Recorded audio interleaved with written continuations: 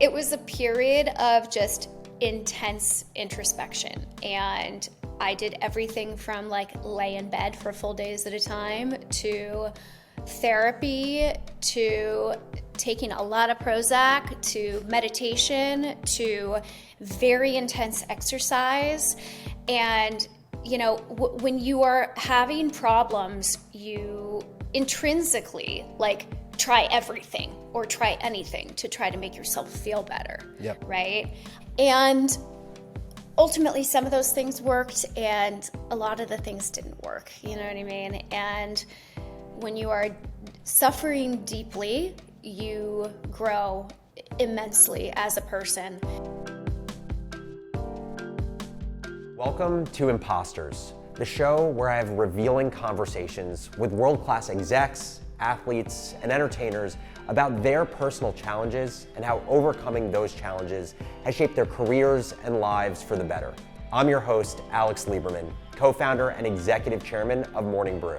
My guest today is Lo Bosworth. If you're a millennial, you might remember Lo as a cast member of one of the biggest reality TV dramas of the early aughts, Laguna Beach. Lo would later go on to co-star in a subsequent reality TV series, The Hills, but for Lo, Hollywood wasn't the end goal, and becoming famous at such an early and formative age was challenging.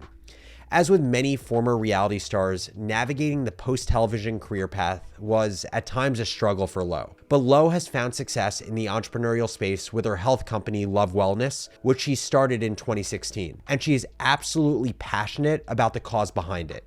Lo Bosworth, thank you so much for joining Imposters. Yeah, I'm so happy to be here. Thank you for having me. Pumped to have you. So just to hop right in, you were around 16 years old when you became famous for starring in Laguna Beach, which was obviously the super popular MTV reality show. Came out in 2004, I believe. I am curious to know how that experience of becoming famous for the first time at such a pivotal age while you're preparing for college and you're essentially on the cusp of becoming an independent adult. What was that experience like for you? How did it impact you as a person? Well, it freaked me out, to be totally honest. So we really had no idea how big Laguna was going to be. If it was going to be a 1-hour episode of, do you remember that show True Life on MTV? It's like, True Life, I got calf implants. So we had really no concept of, how the show was going to be received or what it would be, because reality TV as a genre was still very, very new at the time. And Laguna, to a certain degree, kind of created this like drama reality TV category. And yes, I recorded the first season of Laguna Beach when I was a senior in high school. So I was 16, 17. And then the very first episode premiered my very first week at university. And I went from having about 3 normal days of college to never having a normal day ever again. And it was a very jarring and emotional experience for me because I was a kid. I was 17, and all of a sudden I would be, walking to class and other students would like yell profanities at me. I was like, why is this happening? It's wild. So really overnight I went from totally normal to being at college, away from home for the first time, isolated by myself, and everyone was staring at me. And it took a really long time to sort of learn how to deal with that kind of attention, whether it was positive or negative. And ultimately, over time, it has turned me into somebody with really thick skin, but I think also a very interesting understanding of humanity and people and their motivations. And I think has made me a better CEO, to be honest with you. How did you reconcile finding your own like intrinsic motivation and sense of self-love and self-confidence when, as you became famous and people recognized you, it is so easy to fall into, let's just call it like the loop or the spiral of being motivated by extrinsic validation? How did you kind of just stay true to what drove you internally? I think I always had awareness from the beginning that reality TV, like, inherently is a little bit cringy. I always kind of just knew it going in. And I justified participating in it because of, the salary that I was provided. I was like, this is a good job. I am 20 and I'm making a lot of money. And this is creating potentially bigger opportunities for me in the future. And so I still feel that way though, right? I'm still like, oh, reality TV, this is so embarrassing. So I have sort of that feeling about it. And I think I have been able to understand the incredible privilege that it has provided me in terms of opportunity, audience, ability to communicate with a large group of people. And sort of that outweighs any personal feelings that I might have about it, right? But it has taken some time, and it's been an evolution of really sort of coming to terms with myself and just being able to love and accept myself for who I am, right? It's like, okay, I did this thing when I was a kid and it's kind of silly and you can look back and, laugh at me or whatever. But I also understand the kind of opportunity that I was given, and I've worked really hard over the last 10 years to make the most out of it. And to create a really beautiful life for myself that I'm in control of, right? Versus a director in an editing booth deciding like, oh, this is how people are going to see this girl. I've always been a very logical, rational person. For sure. So you mentioned a minute ago that people on campus, like, after that third day would just like drop profanities at you. Yeah. And then you also mentioned how, like, you have a thick skin that has served you in a lot of ways as a founder and a CEO. Were you always good at handling public criticism? Like you said, like, you have kind of like this thick skin today. Did it take time to develop? I mean, I think I have always been somebody that, like I said, I'm logical, I'm rational. I'm generally not that emotional of a person. Like, I have emotions, obviously, but I don't get in a lot of fights and not a lot of things upset me, right? Yeah. And I think it's because I'm a pretty empathetic person and I understand generally people's motivations when they're upset with you or they're angry or they're making fun of you or whatever it is, right? You can always kind of understand where they're coming from. And if you can understand like the human piece of where somebody's emotions are coming from, it's a lot easier to deal with, right? And but yes, when I was young, it was really challenging. I went to therapy. It was, there was a lot of growth that had to happen, but I think that growth happens anyway as you go from childhood to adulthood for most people, right? And my therapist at the time gave me this example. He was like, okay, he actually balled up a piece of paper and he threw it at me, and the piece of paper like bounced off of me, and he was like, so what just happened there? I was like, what do you mean? He was like, well, imagine that you're like a metal pole. You are this stationary object, and everyone around you are these little pieces of paper, and they're being thrown at you constantly, and one bounces that way, and one rolls that way, and one goes that way.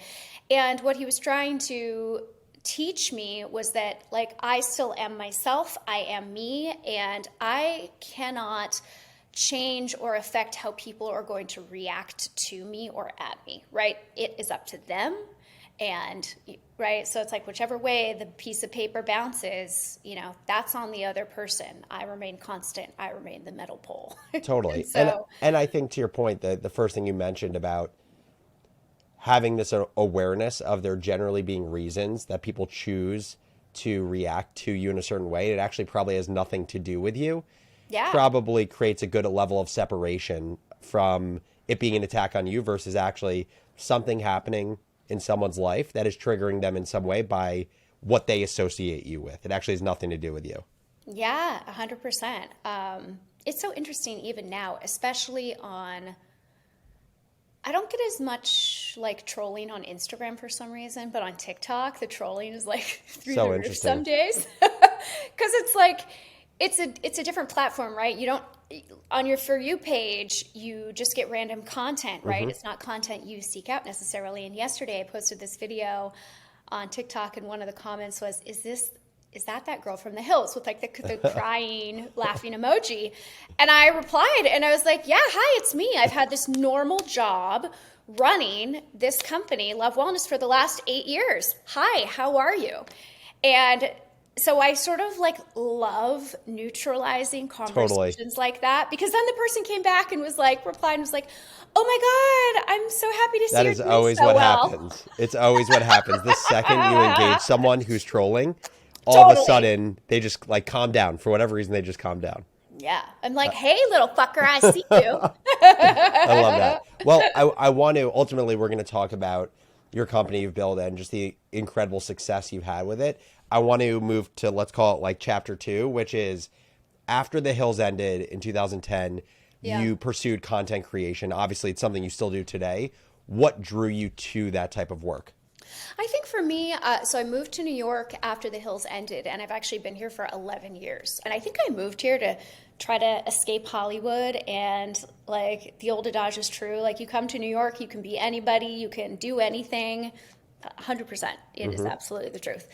When I moved here, content creation, or sort of like paid content creation, was like, it was still the wild, wild west, but it was happening, right? And I understood that I could make a living, creating content. So I did a lot of stuff, in the lifestyle space, with beauty, because I do have a deep passion for like makeup and skincare. Even though I'm a wellness founder and we make wellness products, I'm like a big nerd when it comes to beauty. And then I went to culinary school, and at the time I was talking to my talent agents back in the day, and they were like, I think that you could have a really interesting career in the food space, because I love to cook. I'm really passionate about nutrition. And so I went to the French Culinary Institute here in New York City, and I started to create a lot of food content, and it was going really, really well. And ultimately, I was in talks with Food Network Cooking Channel to have a cooking show. And then, as is the case often in Hollywood, they totally changed their mind, and they were like, we're not interested in you as talent anymore. And then I had to completely reassess my life. And interestingly enough, it was at about the same time that my health started to fail me. And so I was having this crisis, this like identity crisis of, what am I going to do? What is my career going to be? And I was also becoming incredibly depressed, anxious. I had like recurrent UTIs. I just was very unwell. Was the depression and anxiety a function of all the shit that was happening with the TV show not actually going through, or was it that with other things going on in your life? I think it was all compounded, because eventually I sort of made peace with it, with the career crisis, and realized I could still make a living. And, the nice thing about the internet and about YouTube, Instagram, all these platforms, is that it has really democratized what it means to be talent, right? You don't need a television network to provide you with a platform anymore. Totally. And I recognized that at the time. I was like, I can still do this if I want to, right? And so that in and of itself was empowering. But I think my interests started to change as I became more and more unwell. And so any stressful event, of course, is going to exacerbate any mental health issues that you're having. But for me, it was much more physical than that. I had vertigo. I was dizzy. I was exhausted all the time. And so it felt physical, and I didn't know how to explain it at the time, but I was like, this is just such a intense shift from my normal state that something deeper has to be going on. And ultimately it was the case. It took me 18 months, tons of self-advocacy, lots of doctor's appointments, lots of research, for a doctor to finally run a blood test and say, oh my gosh, Lauren, you have really severe vitamin deficiencies. And it finally makes sense to me why you are experiencing symptom XYZ. And for me at that moment, it was an absolute breakthrough. It was pivotal, and it was that news that pointed me in the direction of starting my wellness company ultimately. We're going to take a quick break here, but when we come back, we'll hear about how Lo launched her business, the low point she hit before seeing the opportunity, and the learning curve she had to embrace as a first-time entrepreneur. Stay with us. With all the work you put in, personally and professionally, to turn your dreams into reality, you don't want the annoying yet necessary logistics to be any more complicated or time-consuming than they have to be, like filing taxes. TaxAct's intuitive software can guide you through the process step by step so you can have more time to work on the stuff that really matters to you. And if you're stuck on any calculations or have questions, you can get free help from TaxAct's experts using Expert Assist. It offers unlimited access to speak with tax experts, a huge savings versus having to seek out a professional for advice. Get started with TaxAct at taxact.com. That's TaxAct.com. I like to review my to-do list each morning, and here's one thing you should probably add to your list: eating healthy, consistent meals every single day. One solution to checking that box is Huel, a healthy, high-protein meal that's ready in seconds and only requires 2 scoops with some water or milk. It can fit easily into your day, whether it's a quick lunch in between meetings or the breakfast you take on the go as you're rushing out the door. With 10 flavors to choose from, including cookies and cream, chocolate, and banana, Huel is an easy, tasty way of checking eat healthy meals today off your to-do list. Go to huel.com/imposters for a free t-shirt and free shaker with your first order. That's HUEL.com/imposters. And we're back. Before the break, we heard about the impact that reality TV fame had on Lo and her career trajectory, but what I was most excited to talk to her about was the story behind building her business, Love Wellness, and the conviction it took for her to follow through with it. I want to talk about your company. I want to first just go a little bit deeper in, let's call it around 2016, when you're just experiencing a lot of this stuff. Questions around, I don't feel right. What is it that's causing me to not feel right? Combination of depression, anxiety. Like, what, beyond being your own best self-advocate, seeing doctors, trying to figure out what was going on, what are other things that you just did to try to navigate what sounds like one of the harder periods in your life, if not the hardest? Yeah, it was also really challenging because I went through like the worst breakup of my life at that point too. So like, Yeah, I mean, that in itself, outside of everything else, like that can be like the worst period of your life, just leaving a relationship that was really meaningful. Yeah, so it's like the job you think you're going to have doesn't work out. You are physically not yourself, you're ill. The partner that you have that you think is like going to marry you leaves. And it was just like a big pile of shit. Am I allowed to say that? Yeah, you can say all of it. Okay.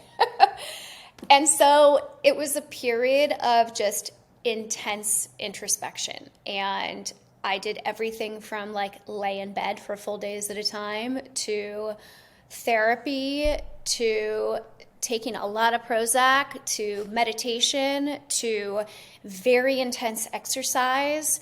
And, you know, when you are having problems, you intrinsically like try everything or try anything to try to make yourself feel better. Yep. Right. And ultimately some of those things worked and a lot of the things didn't work. You know what I mean? And when you are suffering deeply, you grow immensely as a person. And you know, those years, or like 2016, it was an incredibly painful time for me, definitely the most painful in my life so far. But the person that I have become as a result is striking to me in terms of who I was and what I'm capable of now. I love that. Let's talk about Love Wellness. Selfishly, this is a part of the conversation I've been really excited to talk about just as an entrepreneur myself. Tell me about the inception of the business. I would have to assume it's associated with you kind of having this breakthrough with doctors, realizing your own vitamin deficiencies, but tell me the origin story. Yeah, so I discover I have all these vitamin deficiencies. But throughout this entire process, I am really like a student of science, and I try a lot of things, and I've always been into health and wellness. In culinary school, my program was actually a farm-to-table program. So it was classic French plus farm-to-table. So I got to spend a lot of time up at Blue Hill, at Stone Barns, and learn from Dan Love that Barber. place. And it was like amazing. Spent time on the farm. It's why I want to have a farm now. It's because I had this hands-on experience, with like composting and growing stuff and chickens and all this amazing things that really connect you to the earth and give you this understanding that there is so much life to live beyond just processed food. So I started to become really interested in nutrition through this program. And when I realized that I was dealing with vitamin deficiencies, light bulbs started to go off, and I was like, okay, because I was never somebody that believed in vitamins. I thought that vitamins and supplements were BS. Yeah, totally. Like they're scams that are just They're like a scam. people will keep buying them forever, but they don't actually do anything to you in your life. 100%. I had never taken a vitamin in my life up until this point, until the doctor was like, oh, you're severely deficient in these things. And it set me off on this journey to understand why. I'm a big asker of why. I'm like a 5-year-old. I'm like, why? And it turns out that 9 out of 10 Americans have a vitamin deficiency, and most are undiagnosed. And it's because of the state of how we grow and, consume food in this country, right? Most people are eating fast food that like is really not that nutritious, et cetera, et cetera, et cetera. And so it actually isn't that surprising that I was dealing with these vitamin deficiencies, and they were very severe. The severity of them, I think, is more custom to my genetics and who I am. But learning about the vitamin deficiencies and why they were maybe happening to me kind of happened over time. And so I had these vitamin deficiencies, and that was causing neurological problems, right? Depression, anxiety. And then on the other side, I was having these personal care issues. I was getting UTIs, I was getting yeast infections, which is like, of course, embarrassing to talk about, but it's okay. I've been talking about it for 8 years Just now. the reality of the situation. Just the reality of the situation, right? Like if you're unwell, your whole body is going to be unwell. And I kept going to the drugstore, like to Dwayne Reed, and using all of these old school personal care types of products. And generally speaking, they were not making things better. They were making things worse. And so then I started to ask, well, why? Why is this? And I started to look at the ingredient profiles, and I started to look at the history of the personal care category. And it turns out that a lot of what has been marketed as safe and effective for women for decades really is not. It was like developed in a lab by a dude 30 years ago to like make us smell nice or something, but not actually based on women's unique biology, our microbiomes, and what our bodies actually need to be healthy. So I decided to start Love Wellness because brilliant doctors kind of started to show me the light. And it's when I became more interested in holistic care and, functional medicine, understanding that you need to look for a root cause to really understand some of these mystery symptoms that make you feel the way that you do. And over time, I was taught that I actually had a gut health issue. And in my new book that's out, we connect the gut to the brain and to the vagina. A lot of people have heard about the gut-brain axis, but the vagina is the forgotten third organ on that axis in women's bodies, and it is connected via the vagus nerve, the immune system, and the endocrine system. All 3 of those organs are connected. So I think back, and I'm like, I had depression, anxiety, and I had these personal care issues, and what was the common piece of that puzzle? It was my gut. So I had gut health issues. That was my problem. Gut health issues create vitamin absorbency issues, and they also create health issues for women because in your gut, you have this amazing microbiome that really functions as kind of your master immune system. And your gut bacteria actually communicate with your bacteria in your vaginal microbiome via a process called quorum sensing. And your microbiome actually is responsible for your pH balance in your vagina, which is responsible wow. for preventing infection and irritation. It's acidic, right? It helps burn off pathogens and bad stuff. And so if you have a gut health problem, you're going to have a microbiome problem. You're not going to have enough good gut bacteria to tell the vagina to be healthy, and it may result in leaky gut, which then can trickle up into a neurological problem. It is believed, if you have leaky gut, that some of the pathogens that can escape the gut wall lining into your bloodstream can then pass through the blood-brain barrier into the brain and cause neurological problems. So I learned all of this over time, not all at once. And Love Wellness really as a company is a reflection of all of what I have learned, right? Which is the gut is connected to the brain and the vagina, and that there are really innovative, science-based, evidence-backed ways to support women's bodies. And we do that through probiotics, amazing suppositories, safe and gentle personal hygiene versus all of these like old school shit things that are out there that really have actually been disrupting our bodies. Yeah. It's wild, and it's so cool to hear just how much you have learned over this 8-year period of building a company. Like this is what I'm such a nerd. I'm such a mega nerd. But it's funny because like that. I mean, to me, that's the most. Obviously, there's so much. I don't want to say shitty stuff, but like difficulty in building a business. Like it can be unstable in the early days. It can be lonely, but like the positives of it are you can have an impact that you're really passionate about having on a group of people, potentially around a problem you experienced, while also learning a shit ton, like basically learning more than you would have ever learned in school. How were the early days of the business for you? Like, did you find that people were critical of you in the sense that you had made this transition from reality star to entrepreneur? Like, what did people say about that transition? The first articles that came out about Love Wellness, they were all written with that sort of like little wink, in the headline. And back in 2016, I don't think that the general public or media journalists understood the validity of innovative personal care. Like just the general understanding wasn't there yet. Yeah. They still thought like, oh yeah, like Summer's Eve and Modestat, like that cool. We didn't understand that toxicity could apply to that category in the same way it applies to like beauty and skincare, but it absolutely does. And over the past 8 years, there has been a lot of knowledge, research, education on the subject matter. So now people understand that the category and innovation here is completely valid. But at the beginning, it was like, why do we need vaginal health products? Like, that's BS. I've only heard that, like, you should use water down there. And it turns out, living in this modern world, in these modern bodies, when our microbiomes are constantly under attack, that, like, we as humans need to evolve what we need to take care of our bodies, right? Like, it sounds very obvious. Yeah, it's very obvious. And so the first few years, I think people definitely, like, we're laughing behind closed doors, but who has the last laugh now? Miss Lowe does. Tell me, what were the moment or few moments over the journey of the business that you just knew that this could be freaking massive? So I started in 2016.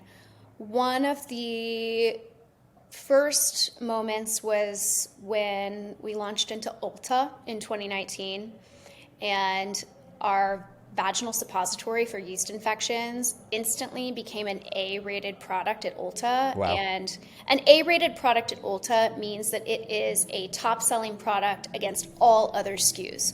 So here we are in a beauty store, right?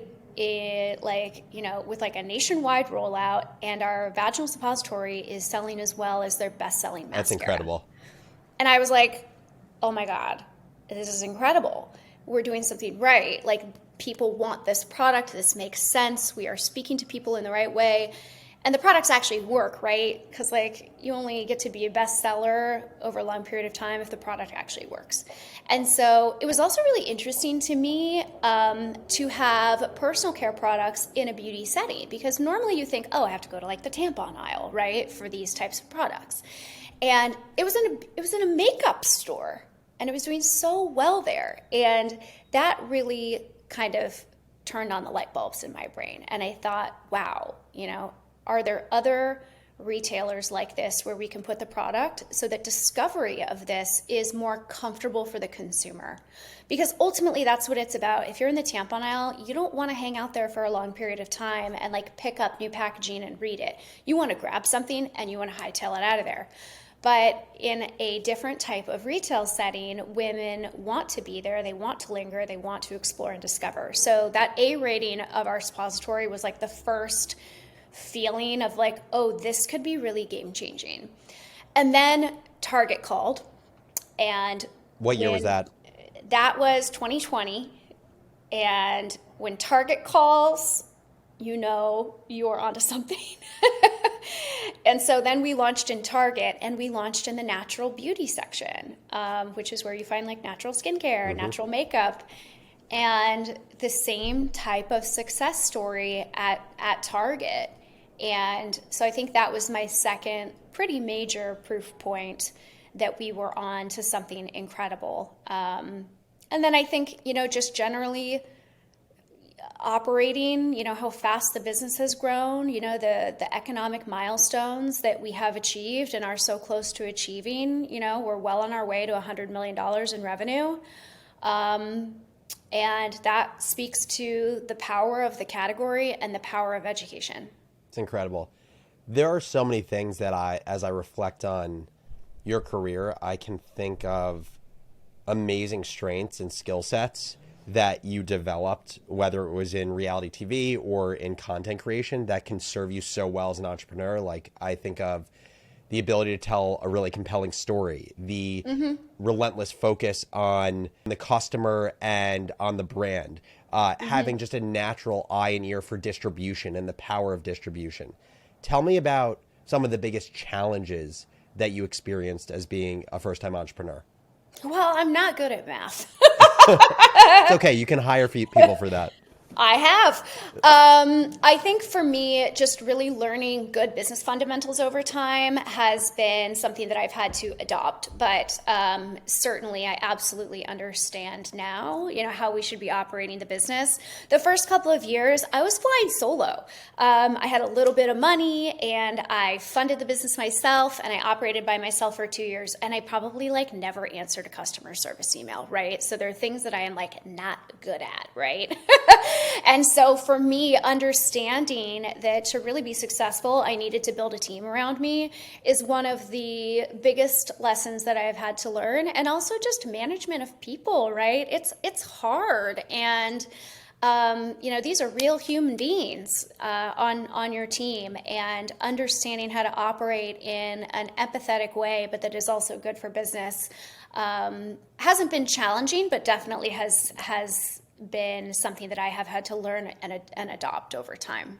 How have you been able to navigate or manage the balance or lack thereof of running your business and scaling it as fast as you have with everything else that matters a lot in life? Yeah, I operate a wellness business, and I really do live by a pretty clear set of rules and boundaries for myself. I work 9:30 to 5.